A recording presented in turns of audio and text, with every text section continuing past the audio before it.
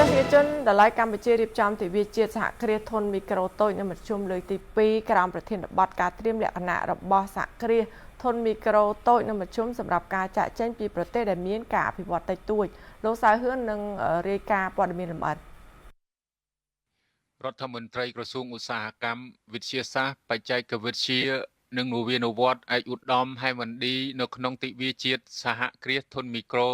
តូចនិងមធ្យមលើកទី2ក្រោមប្រធានបទការត្រៀមលក្ខណៈរបស់សហគ្រាសធុនមីក្រូតូចនិងមធ្យមសម្រាប់ការចាកចេញពីប្រទេសដែលមានការអភិវឌ្ឍតិចតួចបានអានសារលិខិតរបស់សម្ដេចមហាបវរធិបតីហ៊ុនម៉ាណែតនាយករដ្ឋមន្ត្រីនៃព្រះរាជាណាចក្រកម្ពុជាសារលិខិតលើកឡើងថាការប្រារព្ធទិវាជាតិលើកទី2បានបញ្ជាក់សារជាថ្មីអំពីការយកចិត្តទុកដាក់បដិញ្ញាជំរុញគាំទ្រនិងការផ្ដល់តម្លៃដល់វិស័យនេះដែលជាឆ្អឹងខ្នងនិងជាកម្លាំងចលករអូសទាញកំណើនសេដ្ឋកិច្ចនិងការអភិវឌ្ឍសង្គមសហគ្រាសធុនមីក្រូតូចនិងមធ្យមបានរួមចំណែកដល់សកម្មភាពសេដ្ឋកិច្ចគ្រប់ប្រភេទបង្កើតការងារផ្ដល់នូវមុខរបរបង្កើនប្រាក់ចំណូលកាត់បន្ថយចំណាកស្រុកជួយរក្សាលំនឹងជីវភាពរក្សាស្ថិរភាពសង្គមនិងរួមចំណែកដល់ការរីកចម្រើននៃវិស័យឯកជនសមិទ្ធផលនិងវឌ្ឍនភាពផ្នែកសង្គមសេដ្ឋកិច្ចដែលកម្ពុជាសម្រេចបានក្នុងជាង2ទសវត្សរ៍នេះបានបង្កើតនូវមោទនភាពជាតិជាថ្មីមួយទៀតនោះគឺការឈានឆ្ពោះទៅចាកចេញពីឋានៈប្រទេសមានការអភិវឌ្ឍតិចតួចនៅចុងឆ្នាំ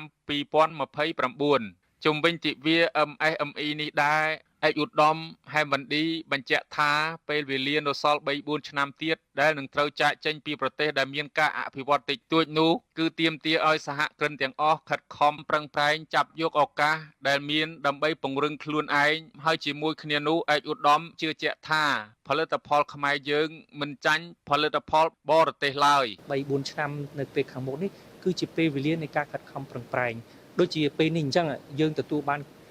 ប្រទេសជិតខាងគេចង់ដាក់សម្ពាធអីមកលើយើងអញ្ចឹងរំពឹងថាយើងនឹងមានការលំបាកប៉ុន្តែយើងអត់ទេយើងត្រូវយកឱកាសដែលយើងមាននេះដើម្បីពង្រឹងខ្លួនឯងហើយយើងជឿជាក់ថាផលិតផលខ្មែរយើងគឺនឹងមិនចាញ់ផលិតផលបរទេសទេក្នុងឱកាសនោះឯកឧត្តមអគ្គបណ្ឌិតសភាចារអូនពាន់មនីរតឧបនាយករដ្ឋមន្ត្រីក្រសួងសេដ្ឋកិច្ចនិងហិរញ្ញវត្ថុតំណាងដ៏ខ្ពង់ខ្ពស់របស់សម្ដេចមហាបវរធិបតីហ៊ុនម៉ាណែតនាយករដ្ឋមន្ត្រីបានមានប្រសាសន៍ថា